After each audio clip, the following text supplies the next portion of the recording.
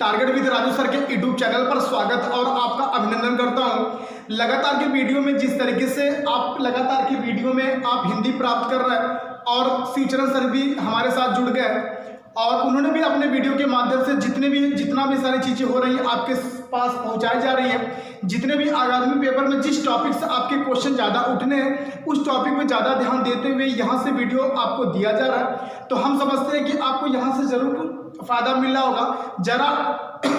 जरूर आपके आगामी पेपर में जितने भी क्वेश्चन आपके आएंगे यहाँ से आपको ऑथेंटिक होगा। ठीक है, तो उसी क्रम को हम आगे बढ़ाते हुए आज हम चर्चा करने वाले हैं रचना पर। ठीक है, तो हमारी रचना सबसे अलग होती है, ना कहीं यूट्यूब से कोई जुड़ा होता है, ना कहीं कोई किसी से मिला जुला होता है, सबसे अलग हटके होता है। और सबसे ज़्यादा मैं आपसे बता दूं कि सबसे ज़्यादा अगर हिंदी में प्रॉब्लम आती है तो यहाँ से भी प्रॉब्लम आती है कि रचनाओं को कैसे याद किया जाए। ठीक है, रचना को कैसे तैयार किया जाए, कैसे इस चीज़ों को पढ़ा जाए कि हमारे दिमाग में एक बार में क्या हो बैठ जाए। ठीक है, तो ये सारी चीजें हमको समझना है और समझ के चीजों को करना है। ठीक है, तो आज मैं आपके सामने लेके आया हूं ये 4 रचनाकार है। इनमें 4 रचनाकार आप एग्जाम में जरूर पूछी जाती है। चाहे मैं बात करूं राम भारती सिंह दिनकर की बात करूं, चाहे मुंशी प्रेमचंद की बात करूं, या आपके धर्मवीर भारती की बात करूं, या हरिवंश राय बच्चन की बात करूं। ये बात समझ आ रही है। ये चारों रचनाकार जो हैं एग्जाम में आपके यहाँ से क्वेश्चन जरूर पूछा जाता है। ठीक है, चलिए, तो कहने का मतलब आपको कुछ करना नहीं है, यही पढ़ना, यही याद करना। उसके बाद वीडियो में आज के बाद आपको अलग से इसको याद करने की जरूरत नहीं है। ठीक है, चलिए शुरू करते हैं। सबसे पहले हम बात करते हैं धर्मवीर भारती की। धर्मवीर भारती की 4 रचना बड़ी इंपॉर्टेंट है। ये क्वेश्चन कैसे बनता है ध्यान दीजिएगा। 7 गीत किसकी रचना है। ठीक है, ऐसे नॉर्मल आपसे पूछेगा तो धर्मवीर हम याद कैसे करेंगे सारी रचना को। सबसे पहले हम बात करेंगे धर्मवीर के शब्द में आता आपका वीर। ठीक है, वीर हम लोग कैसे बनते हैं। सप्ताह में कितने दिन होते हैं, 7 दिन होते हैं। 7 दिन हम मेहनत जब तक करेंगे नहीं तब तक हम क्या होगा वीर नहीं बनेंगे। ठीक है, तो कहने का मतलब यह है कि 7 से बात करेंगे 7 गीत। ठीक है, आपने सनी देओल की फिल्म भी देखी होगी, 7 को साथ मारूंगा एक साथ मारूंगा। ठीक है ना, तो वहां पे क्या दर्शाता, वीरता ही तो दर्शाता है, यानी कि 7 गीत हो गया। ठीक है, वीरता होने के बाद अगर आप फर्स्ट पुरुष वीर हो गए तो आप क्या हो जाते हैं, अंधे हो जाते हैं। ठीक है, अंधे का मतलब ये होता है कि कोई भी चीज आप क्या हो कर सकते हो, किसके कारण कर सकते हो, क्योंकि आपके पास क्या है, वीरता होती है वहां पर। ठीक है,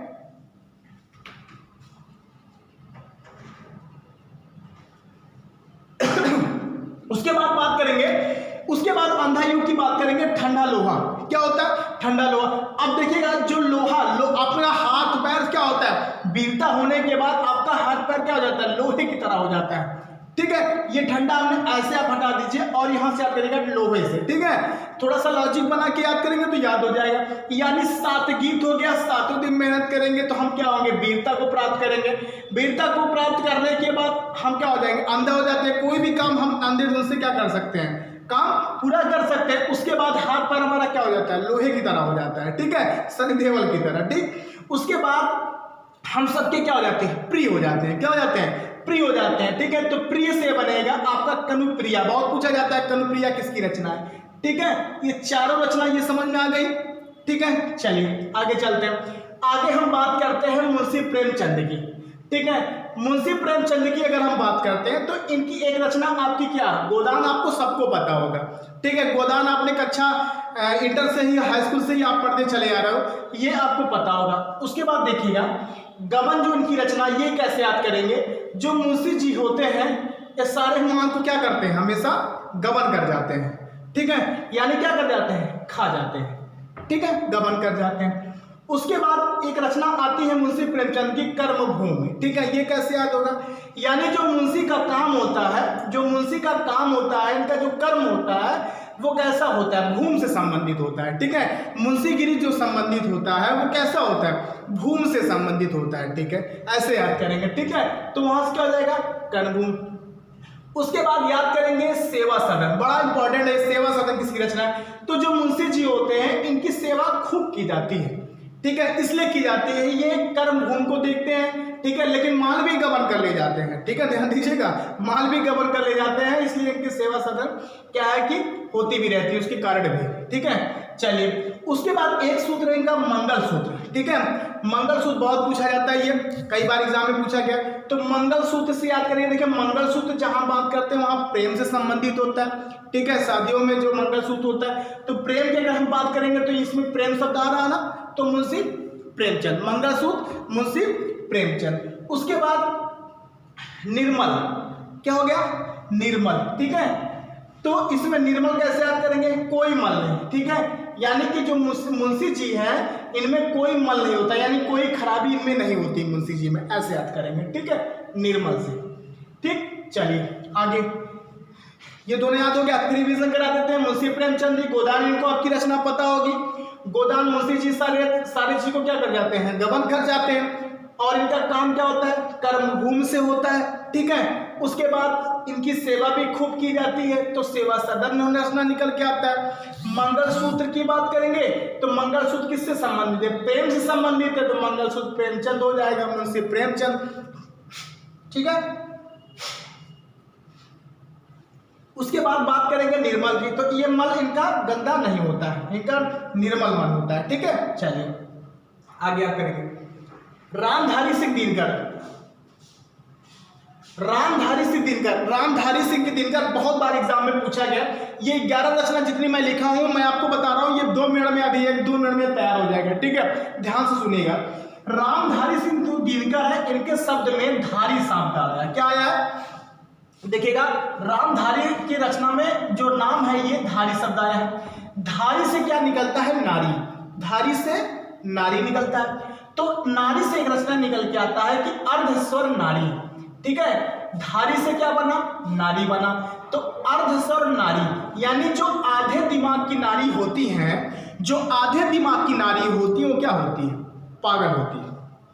भगवान करे किसी घर में आधी दिमाग की नारी ना मिले, नहीं तो जान लो कोहराम मचा दे, क्या कर दे, कोहराम मचा दे। और कैसा कोहराम अभी निकल के आएगा, बताऊंगा कैसे कोहराम निकल के आता है। और जैसे जैसे एक आधे दिमाग की नारी अगर घर में निकल जाए, जैसे जैसे कोहराम मचेगी वैसे वैसे रामधारी सिंह दिनकर की रचना भी निकल के आएगी, ठीक है। तो रामधारी से याद करेंगे, नारी याद करेंगे, तो एक रचना निकल के आई यहाँ पे अर्धस्वर नारी, जितने भी यहाँ बोल रहा हूँ वो सारी आपकी रचनाएं बनेंगी। और जो आधे दिमाग की नारी होती है ये क्या करती है, हमेशा रण करने के लिए तैयार रहती है, हमेशा क्या करने के लिए, हमेशा रण करने के लिए तैयार रहती है। रण से क्या बनेगा, रेणुका बनेगा, क्या बनेगा, रेणुका बनेगा, ठीक है। उसके बाद बात करेंगे, रण जब ये करने को तैयार होती है ना धूप देखती है ना छाव देखती है, ठीक है, ना इनको धूप समझ में आता है। कौन, आधे दिमाग की नारी, आधे दिमाग की नारी को ना धूप समझ में आता है ना छांव समझ में आता है, ये लड़ने के लिए हमेशा तैयार रहती हैं। और कहाँ, और ये हमेशा हुंकार भरे रहती है, यानी लड़ने के लिए ना धूप देखती है ना छांव देखती है, और हमेशा इनके दिमाग में हुंकार भरी रहती है कि अब हमको क्या करना है, हमको काम ये करना है तो करना है। देखिए घर में होता नहीं होता, लेकिन कब होता है, जब आधे दिमाग की नारी रहेगी तभी होगा। इसलिए कहा जाता है कि चाहे लड़का हो चाहे लड़की हो, ठीक है, सब पढ़े हो सब बढ़े और सब समझदार बने, ठीक है। चलिए, लेकिन आधे दिमाग की नारी यहाँ कहानी बात की जा रही है। तो ये धूप न धूप देखती है न छांव देखती है, ये क्या करती है, हुंकार हमेशा भरती रहती है। और हुंकार भरने के साथ कहाँ जाती है लड़ने के लिए, कुरुक्षेत्र में। हमेशा कहती है कि आइए बाहर जो होना होगा हो जाएगा, लेकिन कहाँ, कुरुक्षेत्र में, ठीक है। लड़ने के लिए कहाँ तैयार होती है, कुरुक्षेत्र में, ठीक है। चलिए, कुरुक्षेत्र की रचना बहुत बार पूछा गया है। उसके बाद लड़ने के बाद देखिएगा, जब 2 स्त्री में लड़ने की बात की जाती है तो दैया मैया शुरू हो जाता है, दैया मैया शुरू हो जाता है, तो दैया मैया गीत शुरू हो जाता है। तो द्वंद्व गीत भी इनकी एक रचना है। कौन सी रचना है, द्वंद्व गीत। ये बात समझ में आ रही है। चलिए फिर से रिवीजन कर लेते हैं। रामधारी से नारी बना, नारी से अर्धस्वर नारी हो गई रचना। अर्ध मतलब आधे दिमाग की जो नारी होती है क्या होती है, पागल होती है। और हमेशा क्या होता है, लड़ने के लिए तैयार होती है आपकी। तो तैयार, लड़ने से याद होगा रेणुका, रण करने के लिए तैयार होती है, ना धूप देखती है ना छांव देखती है, हमेशा हुंकार भरे रहती है। बात छोटी छोटी बातों में झाड़ू बड़ू खाते झाड़ा होते हैं, जो आधे दिमाग नारी होती है, ठीक है। उसके बाद हुंकार भरे रहती है और लड़ने के लिए कहाँ तैयार होती है, कुरुक्षेत्र में। चलो कुरुक्षेत्र में होगा। और दैया मैया शुरू हो जाता है, गीत इनकी दैया मैया शुरू हो जाता है कब? जब आपस में झगड़ा लड़ाई होने लगती है औरतों में, ठीक है। उसके बाद हारे का हरिनाम, उसके बाद उसमें से जो समझदार औरत होती है उस आधे दिमाग के नारी के सामने कहती है, हे भगवान तो से हम क्या हो गए? हार गए। हे भगवान जाओ, तो उससे क्या हो गए? हम हार गए। और हारे से याद होगा हारे का हरिनाम, इनकी रचना है ये, हारे का हरिनाम। हे भगवान तो से हम क्या हो गए? हार गए। उसके बाद ये अपने परशुराम की यानी कि राम की प्रतीक्षा करती है। कौन? वह समझदार स्त्री, ठीक है। वह समझदार स्त्री अपने राम की प्रतीक्षा करती है, इसलिए प्रतीक्षा करती है कि हमको इस घर में नहीं रहना है, हमको इस आधे दिमाग की नारी के साथ नहीं रहना है, ठीक है। और अपने प्रतीक्षा करते करते अपने बापू की याद करती है। जो लड़कियां होती हैं अपने पापा को बहुत मानती है, सारी लड़कियां मानती है अपने बापू को, और उसी को कहते कहते अपने बापू को याद कर रही है। बापू भी इनकी रचना है। और उसके बाद निकल के आएगा आत्मा की आंखें, और जो आत्मा की आंखें यानी आत्मा की भी एक आंख होती है, ठीक है। और वहां से एक दर्द झलक रहा है, आत्मा की आंखें भी रचना इनकी, एक दर्द झलक रहा है। और यह आंसू इतिहास की आंसू, ये भी एक रचना है। और यह आंसू क्या बन गया? एक इतिहास बन गया। जीवन में वह लड़की रोई नहीं थी, कौन? जो समझदार लड़की थी, लेकिन जब से यह अर्धस्वर नारी उस घर में आ गई तो हमेशा रण करने के लिए क्या हो गई? हुंकार भरती रहती थी। ये तैयार हो गया। 11 रचना है ये, 11 रचना राम भाई सिंह दिनकर की बहुत बार पूछा गया है। हो जाएगा? चलिए आगे चलते हैं। उसके बाद बात करते हैं हरिवंश राय बच्चन की। हरिवंश राय बच्चन में आपके ये 4 रचना आपको पता है ना। जहां पे मधु लग जाए वहां पे आप एक सेकंड मत लगाना, सीधे हरिवंश राय बच्चन मार देना। मधुशाला, मधुबाला, मधु कलश और मधु यामिनी, ठीक है। और मधु पे जाने के बाद, मधु का मतलब जान रहे हो, यानी कि ठेके पे जाने के बाद क्या भूलूं क्या याद करूं, ठीक है। जब वहां पे जाने के बाद समझ में नहीं आता क्या भूलूं क्या याद करूं, ये भी एक रचना है ठेके, लेकिन कहां पर? मधुशाला में जाने के बाद। उसके बाद नीर का निर्माण, यानी जो आपका निर्माण होना है, आप दिन के दिन क्या भूलूं क्या याद करूं, अगर आप ऐसा करते हैं तो आपका निर्माण नहीं होगा। और तेरा हार, यानी जो तेरा हार होगा वो क्या होगा? सुनिश्चित होगा। ये बात सुना रही है? तो देखिएगा कितना आसान है ये रचना है। बस आपको एक बार दो बार यहाँ से पढ़ना है, चीजों को समझना है, और एक बार दो बार आप किसी को पढ़ के किसी से भी जाके चर्चा कर दीजिए 2-4 बार, ये 4 रचना आपकी तैयार है, ठीक है। ठीक, तो इसी तरीके से आपको रचना यहाँ से याद करने की ज्यादा जरूरत नहीं, 1000 रचना ऐसे आपकी उंगलियों पे सही रचना याद रहेगी। ऑप्शन में आएगा तुरंत क्लिक हो जाएगा, सही रचना आपकी तैयार, ठीक है। तो आज के लिए इतना ही, फिर मिलते हैं कल की वीडियो में आपको अच्छे टॉपिक से लेकर, ठीक है। तो आज के लिए इतना ही। बाकी अगर अच्छा लगेगा तो शेयर लाइक करिएगा, नहीं तो खुद देख लीजिएगा और नोट्स बनाइएगा, ठीक है। धन्यवाद।